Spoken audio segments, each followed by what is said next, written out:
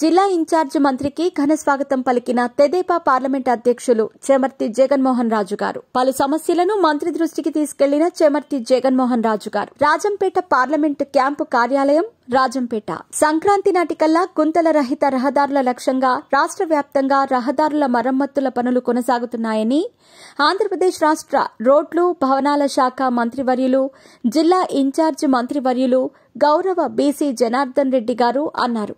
నేడు అన్నమయ్య జిల్లా రాజంపేటకి మొట్టమొదటిసారి విచ్చేసిన మంత్రి గారు రోడ్ల మరమ్మతుల పనులపై రాజంపేట ఆర్ఎండ్బి అతిథి గృహం నందు అధికారులతో సమీక్షా సమావేశం నిర్వహించారు.